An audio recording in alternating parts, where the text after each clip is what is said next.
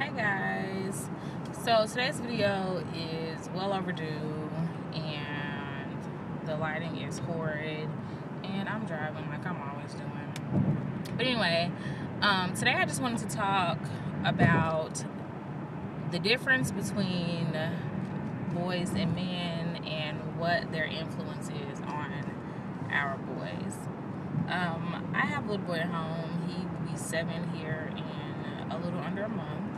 And I'm really proud of him. But his definition of a strong man at this point in his life, I'm sure revolves around physical strength. It's not a mental attitude or an emotional one. And that's really something that I'm looking to change in him. He's primarily with his dad, which it's a good thing, but it definitely has its downers.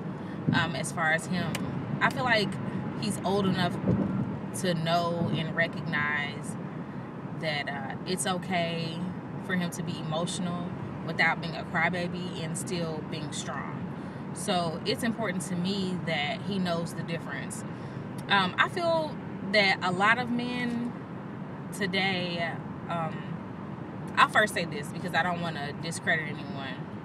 A lot of men that I went to school with, and it was only 10 years ago, a lot of those men, a lot of them, I'm really proud of this, a lot of them are really, really hands-on dads. They're really good at that. Now, I don't know what their personal relationships are with the mother, but as far as the men that I see that I went to school with, I would say 8 out of 10 are always with their children, or when I see them, they have their children at least 80% of the time.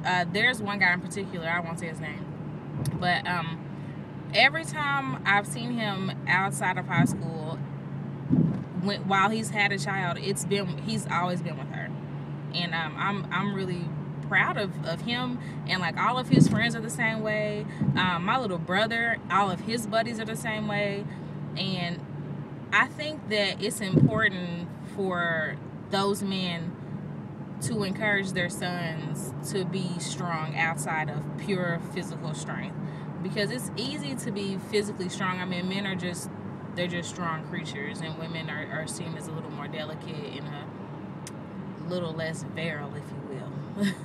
But I think that it's important for dads to teach their son the difference. To me, weakness it's just not physical.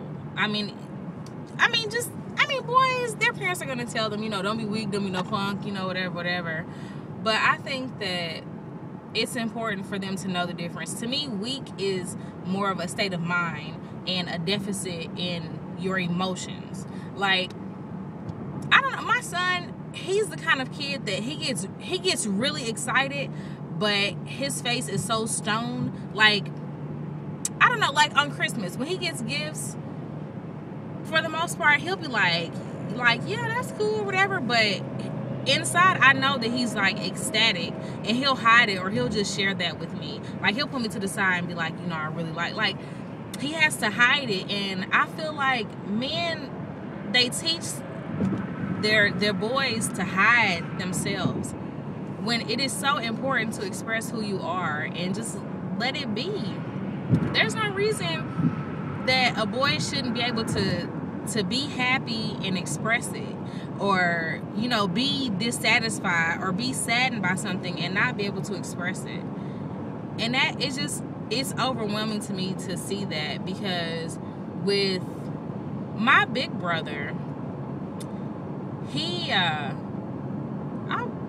wouldn't say he was emotional or anything, but he definitely doesn't have a problem showing how he feels. If he's happy, he's ecstatic. If he's angry, he's erratic. Like, it's a full range, and I feel that's what it is supposed to be.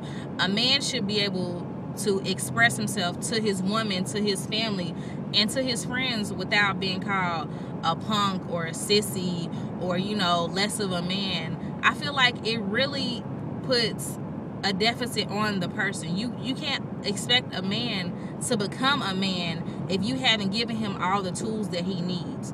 And that to me is what separates men from boys. And men grow up and they say, you know, well, I was never taught that. For me personally, in my house, ignorance is not an excuse. It just isn't. Just because you didn't know something then, if someone is willing to teach you, you need to be teachable. You need to be a student. You need to be able to say, this is how I was taught, but this is what I'm learning. It's just, to me, it's just that simple. And I know for everybody it's not. So I'm not judging anyone. This is, my videos are always no judgment. I always say this is how I do things. And, you know, that's just me personally. But for my family, my son, my nephew, I'm going to make sure that they know, if you're crying, it doesn't make you weak. It doesn't make you a crybaby. Now, if it's excessive crying, then I'm going to need to find out if you're bleeding on the inside, or if there's something on fire that I cannot see, or are you just a whiner. But for the most part, I'm going to make sure that they know that even if they feel like with their fathers they can't be this way, when you're with me, if you are saddened or hurt, or if something has dissatisfied you, let me know. You can talk to me and you can tell me, because it is so important. I can't even stress it enough.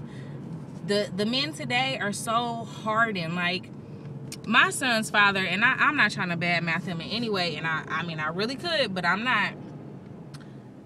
He is so stone-faced. It never, unless he's laughing, I've never seen him go through any series of emotion that I would label as calm, other than laughter or pissed to the 10th.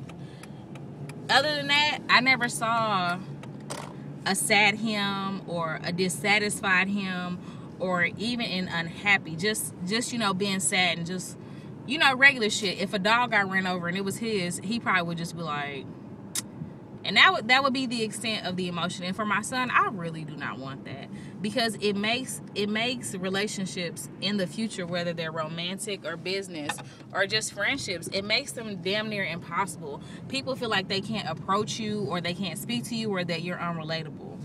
And it, in the end, to me, it makes you look weak. I don't know if that makes sense, but to me it does. When you're so strong that you look weak, you can only function on one level, is what it equates for me. I don't want that for my son. I don't want that for my nephews and my brothers. I feel like my brothers are off the chain. I feel like they're just dope men. They're just these grown ass men that take care of their business, take care of the kids, and they don't have a problem being them. They don't have a problem saying this shit hurt, you know? They don't have a problem saying this shit broke my heart, or, you know, I'm pissed about this, or, you know, I'm elated about this, I'm really excited, or I love you, or any of that. They're just okay. They're comfortable being themselves. I have to park and all this. But I just wanted to put that out there for my men. All of the fathers that I went to school with, I am so proud of y'all. And it probably don't mean nothing from little old Brittany, but I am really, really impressed and really proud of you all for taking care of your children.